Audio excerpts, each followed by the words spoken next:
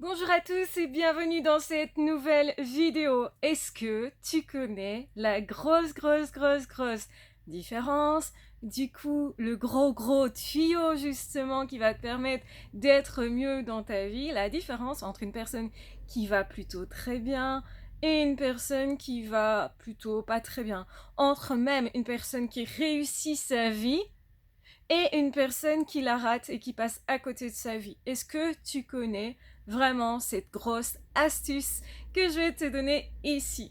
Eh bien, la première chose que j'ai à dire, c'est qu'entre une personne qui ne réussit pas sa vie et une personne qui l'a réussi, entre une personne qui ne va vraiment pas bien psychologiquement et une autre qui évolue psychiquement, qui justement est plutôt bien dans sa peau au final, c'est eh bien, c'est le fait d'avoir travaillé sur soi qui va faire que tu seras mieux dans ta peau, quoi que tu aies vécu. Si tu commences depuis toujours à travailler sur toi, si chaque fois que tu as un problème émotionnel, tu le traites, si chaque fois qu'il y a un souci dans ta vie, tu le traites, forcément, tu as plus de chances d'aller bien. Ça veut pas dire que ce sera tous les jours facile, ça veut pas dire que ça sera hyper simple. Et tu sais quoi? C'est pas vraiment ça que je veux te dire, même. C'est que oui, c'est essentiel de travailler sur soi, mais la grosse différence entre une personne qui va vraiment mal et une personne qui va bien, même si la personne qui va bien est effectivement quelqu'un qui généralement traite ses émotions, travaille sur elles, a conscience de chaque événement, prend conscience et ne se ment pas à soi-même, très important, eh bien, effectivement, la grosse différence, c'est que la personne qui va mal parle de quelque chose de spécifique et que la personne qui va bien parle d'autre chose de spécifique. C'est-à-dire quoi? La personne qui va bien, elle est concentrée sur ses projets, sa vie, son ambition, son avenir et son présent. Et va regarder avec amour son passé, avec eh bien, justement, une forme d'amicale pensée, une forme d'amical regard, une forme de bienveillance par rapport à soi-même, à son passé, à tout ce que son passé lui a apporté du coup. Cette personne qui va bien, elle va regarder même ses traumatismes, ses blessures, comme faisant partie du chemin, comme étant des éléments qui l'amènent à aller plus loin.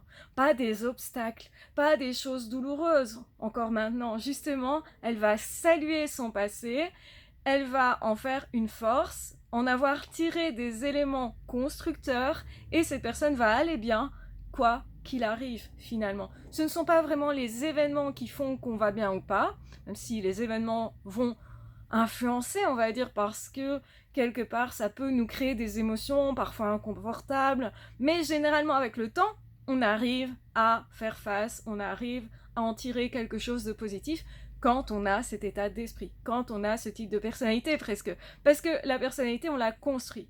Et moi, j'étais pas du tout comme ça quand j'étais adolescente. Je voyais les choses négatives très facilement. Du coup, j'avais tendance à regarder surtout le passé, à rester bloquée parfois dans des événements du passé, à me dire que c'était injuste, que je ne saurais rien en faire. Et puis j'ai changé de point de vue à force de travail, à force de commencer d'ailleurs à lire des bouquins à ce moment-là. À partir de mon adolescence, j'ai vraiment fait un gros recette, un gros travail sur moi aussi, pour percevoir les choses qui m'arrivaient non pas comme des choses forcément négatives. Je me disais, attends, je vais voir comment je vais qualifier cet événement ou cet événement, cette rencontre ou cette rencontre, etc. Parce que c'est avec le temps que ça prend forme, que ça prend vie ou non finalement. Et parfois on se dit, cet événement c'était vraiment quelque chose que je voudrais éliminer de ma vie. Et puis après coup, on se dit, bah non, finalement, ça m'est utile. J'ai appris, mais avec le temps. Mais en changeant mon regard sur les événements. Une personne qui va bien, la grosse différence, c'est quoi du coup? La grosse différence, c'est qu'une personne qui va bien est concentrée sur sa vie, ses projets, ses rêves, et regarde son passé avec bienveillance, avec amour presque. Tandis qu'une personne qui va mal est concentrée sur les problèmes des autres, à les critiquer, à faire des ragots sur les autres, à parler de la vie des autres. Et pourquoi ces personnes font ça? Parce qu'en fait, elles ne sont pas concentrées sur leur propre vie parce qu'elles n'arrivent pas à construire leur propre vie. Et donc les personnes qui critiquent beaucoup les autres, dans le sens qui va vraiment passer leur temps à dire t'as vu celui-là, il ne fait pas ce qu'il faut. T'as vu celui-là, il est vraiment mauvais. T'as vu ce qu'il a fait. T'as vu sa vie, quel minable, etc. Et ben les personnes qui critiquent beaucoup et qui sont haineux, mais vraiment, et qui sont limite obsessionnels à faire ça, et souvent ils ne font pas ça que sur une personne, parce qu'ils s'ennuieraient sinon assez vite, je pense. Ils font ça sur plein de personnes. Mais les personnes qui vous critiquent sont souvent des personnes qui ne sont pas concentrées sur leur vie et qui n'ont du coup pas de résultats dans leur vie, qui sont plutôt frustrés continuellement au quotidien parce qu'ils en oublient de regarder leur passé en ayant de la bienveillance pour ce qu'ils ont vécu, en essayant de tirer le meilleur, et j'ai bien dit essayer parce que c'est pas facile pour personne. Ce sont des personnes aussi qui ne se projettent pas forcément dans l'avenir, sauf dans ce qu'ils vont faire de mauvais aux autres, parce qu'ils ont leur force concentrée principalement sur le fait de détruire les autres, détruire, médire, etc. Et la vérité, c'est que si il ne faisait pas ça, il s'ennuierait encore plus, il ressentirait encore plus de frustration et de vide. Parce qu'en fait, quand on ressent la frustration et le vide de sa vie, qu'est-ce qu'on fait? On essaye de le remplir d'une certaine façon. Une façon de le remplir, c'est d'ailleurs de travailler sur ses traumas, c'est de guérir ses blessures, c'est de se poser des questions, mais il faut avoir l'audace de se poser ces questions-là. C'est la question, la fameuse question qu'un jour je me suis posée quand j'ai réalisé que j'étais personne, que mon passé n'était pas conséquent, qu'il n'avait pas de valeur à mes yeux, que je n'avais pas de sens dans ma vie. Et c'est à ce moment-là que j'ai traversé une dépression. Vous connaissez un petit peu mon histoire, je pense. Mais ça arrive à bien des gens. Et c'est ce moment-là où on prend en pleine face les choses, mais on les regarde aussi en face. Donc il y a deux étapes. C'est je prends effectivement l'événement traumatisant vraiment frontalement. Et surtout, j'essaye pas de m'en détourner. Parce qu'à ce moment-là, je peux encore choisir de me mentir, de faire semblant que ça n'existe pas, d'échapper à ce face-à-face et de ne pas assumer le fait que ma vie, elle ne me convient pas. Et en réalité, se rendre compte que notre vie ne nous convient pas, ça fait très mal, c'est très dur. Donc, il y a plein de personnes, et plein de façons d'ailleurs, d'éviter de regarder ça en face. Et plus ou moins, on est tous constitués pour éviter la douleur, et donc du coup pour nier nos problèmes plutôt que de les affronter. Par contre, quand on a choisi de les affronter, on sait que ça ne sera pas facile. On sait qu'on risque de faire « non, non, mais j'ai rien vu, non, non, c'est pas moi », et moi la première, hein. Mais à un moment donné, on va y revenir et se dire « il faut quand même que j'affronte ce problème-là ». Ou je vais éviter ce problème-là parce qu'il me semble trop gros, et puis je vais commencer à le découper en petites parties et commencer peu à peu, à le traiter, finalement.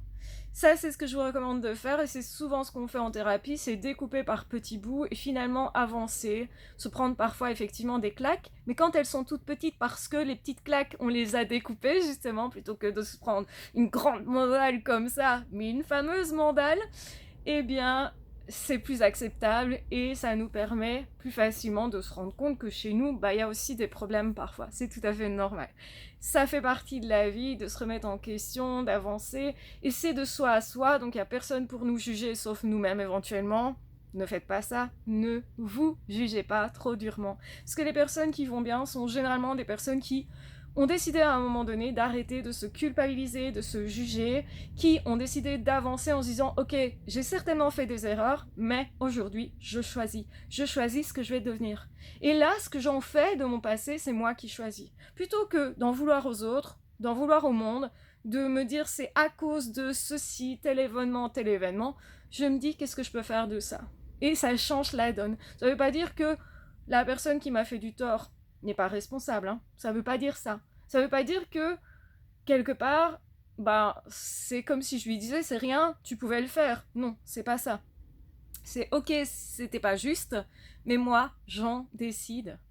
J'en décide de faire quelque chose de ça. Je décide de l'emmener avec moi, mais aussi de changer mon point de vue, de changer mon regard, de changer mes perceptions, parce que ça, c'est en mon pouvoir. Et si je continue de pester contre le passé, etc., ça aussi, c'est un autre choix. Mais je ne peux pas reprocher aux autres de moi continuer d'entretenir cette blessure-là. Et ça, retenez bien ça, parce que les personnes qui sont plutôt en train de louper leur vie complètement sont centrées sur dire du mal des autres, sur les erreurs des autres, les fautes des autres, culpabiliser les autres, critiquer les autres. Et souvent, ils restent avec des problèmes du passé Et ces problèmes, ils vont leur attribuer toute la responsabilité. Comme ça, c'est pas moi qui suis responsable, c'est pratique, ça me permet de ne pas évoluer. Et cette non-évolution égale pour moi, de mon point de vue, au fait de louper sa vie. Parce que si on n'évolue jamais, on reste bloqué dans un truc, non seulement on souffre, mais on tourne en rond. On tourne en rond dans les mêmes pensées. Alors c'est très différent de tourner à certains moments en rond dans certaines pensées, comme dans la dépression généralement, mais pour trouver une sortie, on réfléchit, on réfléchit, on réfléchit, jusqu'à trouver des solutions. Et pourtant, on a tourné en rond à ce moment-là. On a mouliné un peu à vide. C'est désagréable, ça prend de l'énergie. Mais ça demande aussi beaucoup de courage. Et c'est ce qu'il faut pour dépasser bien souvent un problème. Pour changer son point de vue. Pour remanier ce qu'on perçoit. Et pour remanier qui je deviens moi. Parce qu'à chaque instant, on se réinvente. Et le problème de ces personnes-là, c'est qu'elles ne pensent pas pouvoir se réinventer leur histoire, parce que leur histoire continue. Et après, il se passe quoi ? Vous savez, on a tous vu des films, au début, le héros, il se gamelle drôlement. Sa vie, elle est triste à mourir, vraiment. Elle est triste à fond, mais, sauf que le héros, il devient un héros à partir de quel moment ? À partir du moment où il décide de changer les choses, à partir du moment où il va se mettre en œuvre avec courage pour prendre en main les choses et se poser la question, bon, je fais quoi avec ça ? Comment j'utilise tout ça ?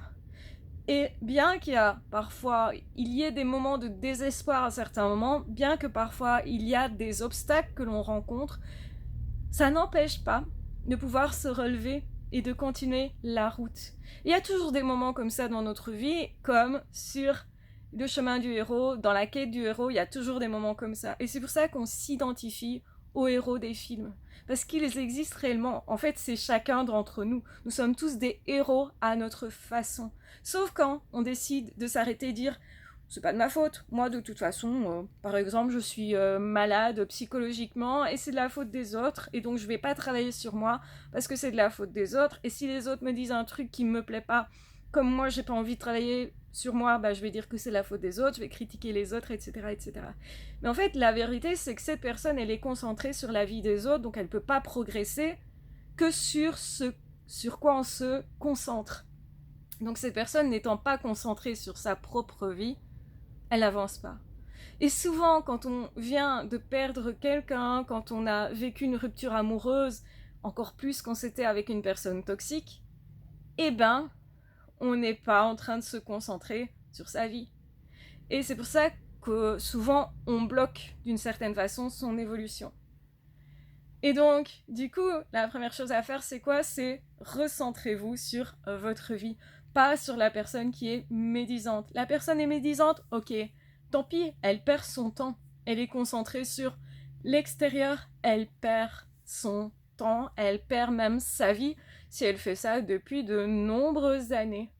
Donc finalement, ce qui est important, c'est de se dire, ok, cette personne, elle a choisi de rendre responsables les autres, le passé, certains traumatismes qui parfois ne sont même pas aussi traumatisants que ce que vous avez vécu vous, mais cette personne a décidé que elle, c'est pire ce qu'elle vit.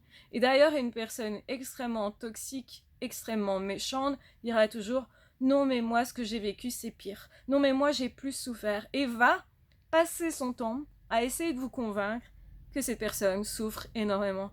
Alors qu'en fait, quand la personne, elle fait ça, elle n'est plus concentrée sur sa souffrance, donc elle souffre plus, justement. Par contre, elle fait souffrir les autres.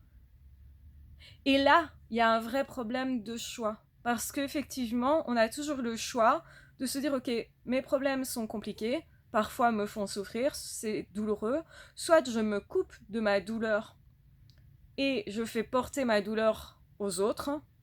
Comme ça, je me convainc moi-même, je me mens à moi-même en disant que les autres sont responsables de ma douleur, que je ne ressens plus. C'est bien pratique, justement. Ou au contraire, je prends en pleine face cette douleur, je me dis sois courageux, vas-y, affronte les choses. Ce qui est simple, parfois et parfois beaucoup plus compliqué. Souvent, c'est très compliqué en fait. Mais effectivement, quand on a ce courage, on se consacre à soi, son évolution, sa vie, Et surtout, ce qu'on veut, c'est ma douleur n'est pas une raison de faire souffrir les autres. Parce qu'il n'y a pas de vraie raison de faire souffrir les autres, parce que moi je souffre. Si moi je souffre, c'est parce que en moi, il y a quelque chose qui souffre.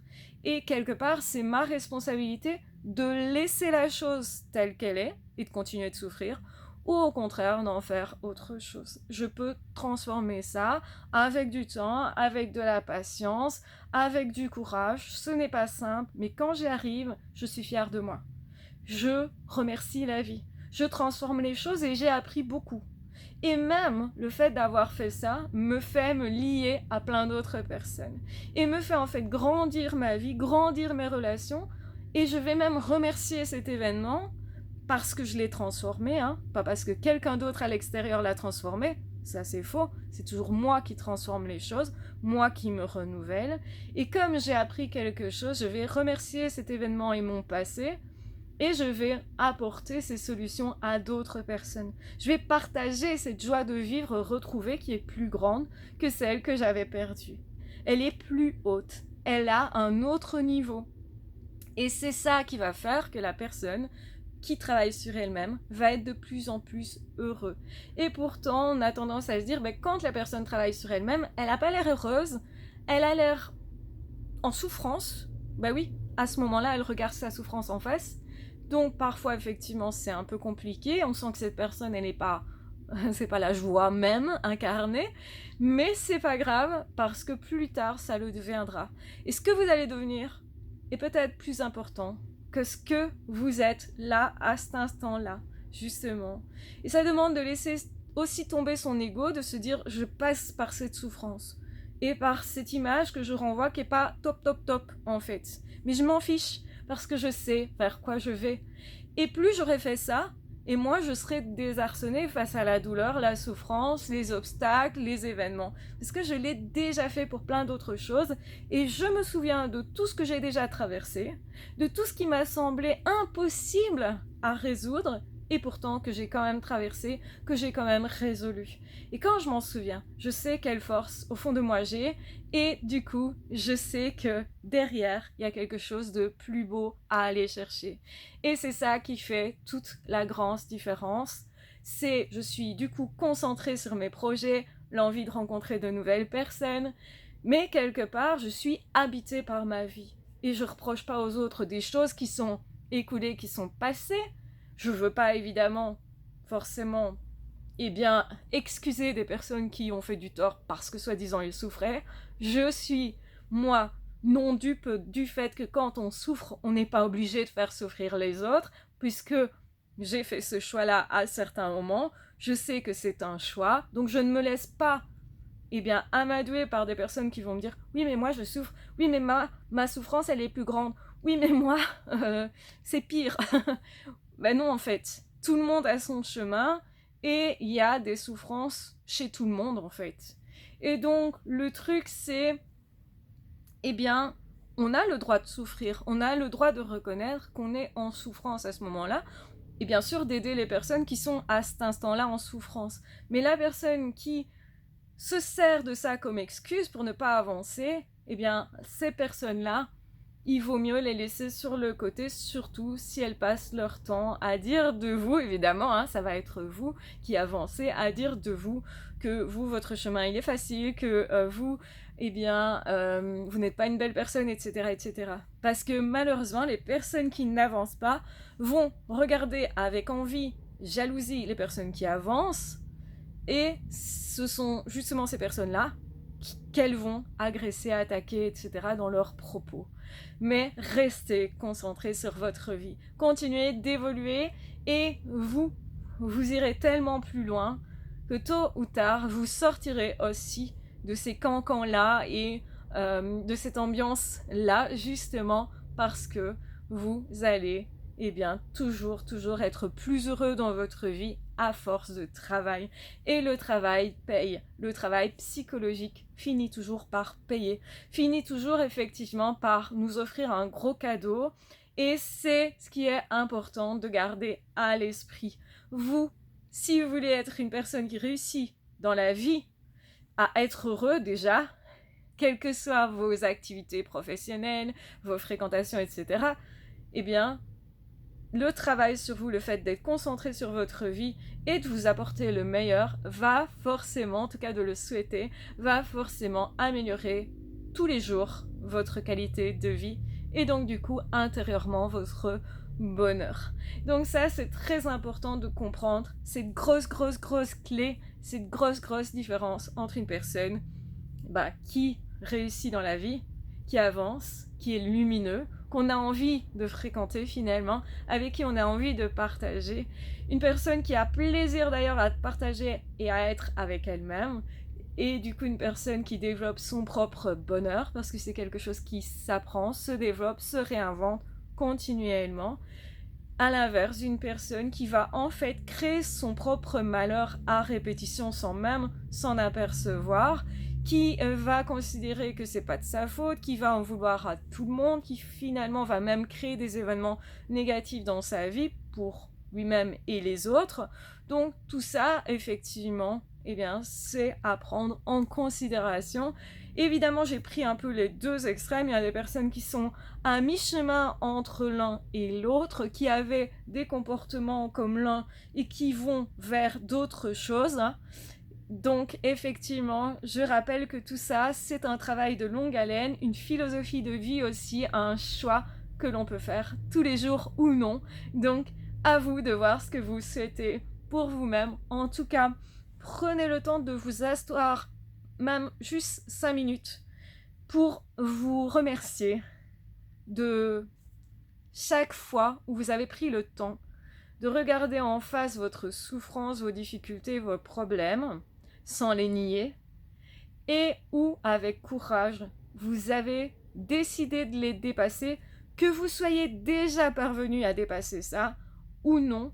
Ce qui est important, c'est de vous saluer dans cet effort-là, parce que là est la création, la naissance même de votre intériorité. Et plus vous aurez fait ça dans votre vie, plus vous serez une personne remplie, comblée, riche intérieurement, et ça a beaucoup de valeur à mes yeux et je l'espère aux vôtres aussi. Je vous embrasse bien fort, je vous aime très fort, prenez bien soin de vous et et je vous recommande vraiment de prendre soin de vous tous les jours, tout le temps. C'est très important et de ne pas oublier que vos problèmes, que vos difficultés ne sont pas forcément des obstacles, mais pourraient grandir votre vie. Voilà, je vous embrasse bien fort, je vous aime très fort, prenez bien soin de vous et on se retrouvera très vite dans d'autres audios ou dans d'autres vidéos. Ciao, bye bye. Si vous le souhaitez et que vous voulez m'encourager, n'hésitez pas à mettre un petit pouce, ça prend vraiment 5 secondes et demie, ça coûte rien.